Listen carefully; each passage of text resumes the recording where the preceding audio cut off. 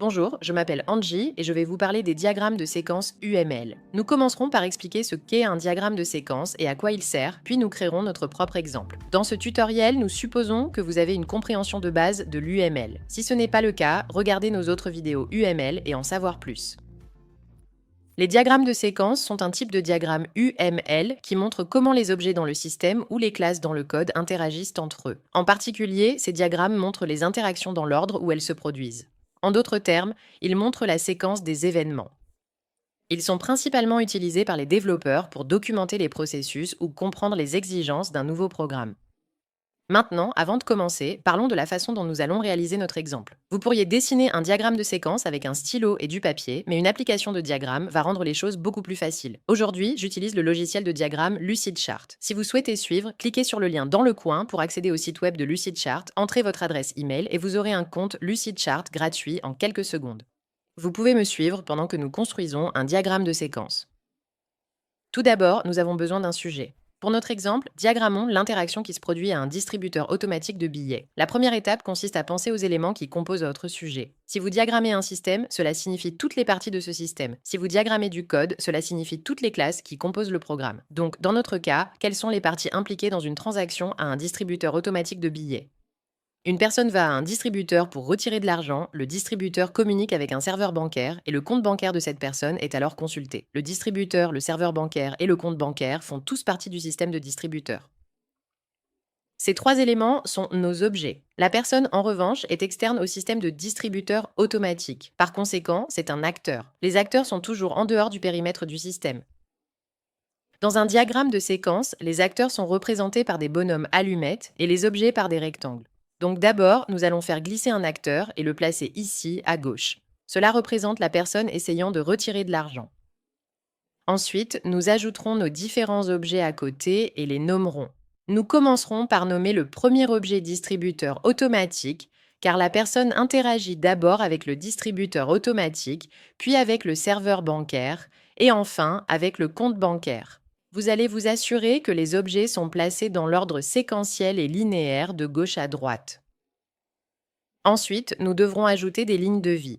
Les lignes de vie sont les lignes pointillées verticales qui montrent l'existence d'un objet ou d'un acteur au fil du temps. Descendre la ligne de vie signifie que plus de temps passe. Nous allons donc tirer une ligne de vie pour l'acteur et pour chacun de nos objets.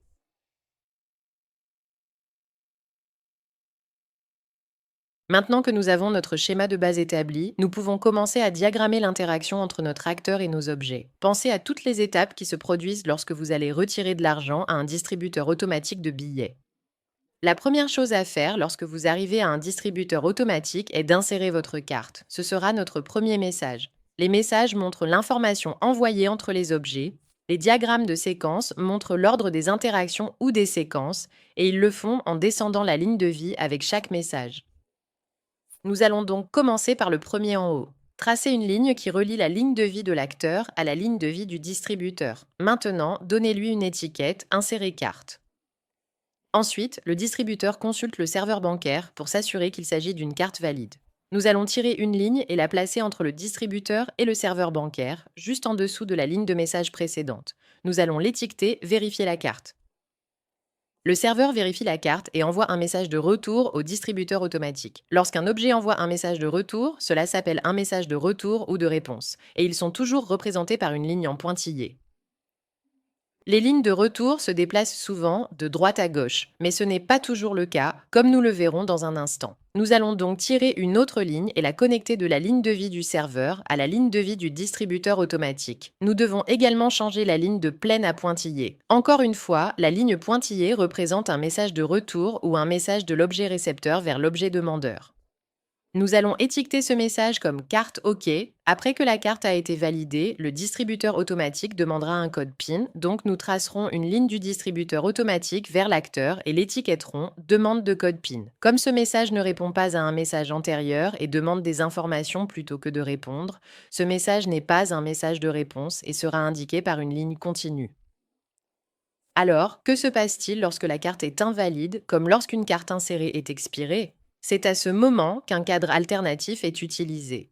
Un cadre alternatif symbolise un choix entre deux ou plusieurs séquences de messages. Ces choix sont généralement mutuellement exclusifs. Donc dans ce cas, les conditions sont si la carte est valide ou si elle ne l'est pas. Nous allons tirer l'une de ces boîtes du panneau de gauche sur notre canevas et la placer autour des deux messages que nous venons de créer. La partie supérieure de la boîte sera étiquetée si la carte est valide et la partie inférieure comportera l'étiquette sinon. Si la carte est valide, le message est d'informer le distributeur et le distributeur demandera un code PIN. Si la carte n'est pas valide, le serveur informera le distributeur et le distributeur éjectera la carte.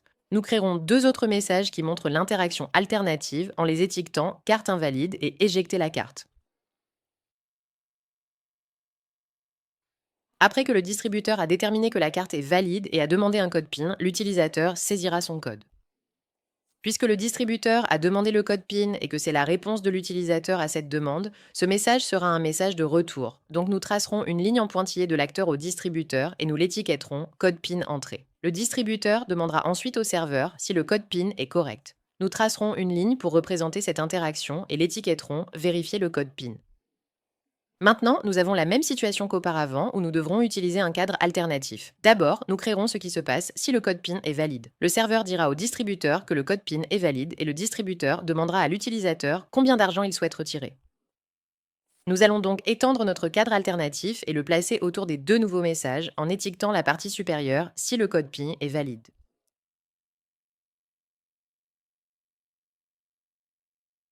Ensuite, nous ajouterons les messages alternatifs. Le serveur indiquera au distributeur que le code PIN est invalide et le distributeur éjectera la carte. Nous continuerons à cartographier le reste de l'interaction en créant des messages et des messages de retour jusqu'à ce que la transaction soit terminée et que l'acteur ait reçu son argent. L'utilisateur saisira un montant et le distributeur commencera une transaction avec le serveur.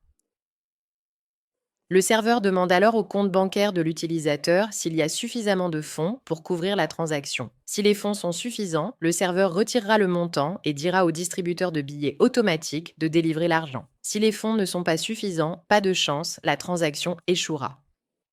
Enfin, la carte sera éjectée après que l'argent a été distribué ou que la transaction a été annulée. Avec notre interaction terminée, nous pouvons maintenant ajouter des boîtes d'activation. Les boîtes d'activation montrent quand et combien de temps un objet effectue un processus. Cela nous montre d'un coup d'œil quand les objets sont actifs et quand ils sont inactifs.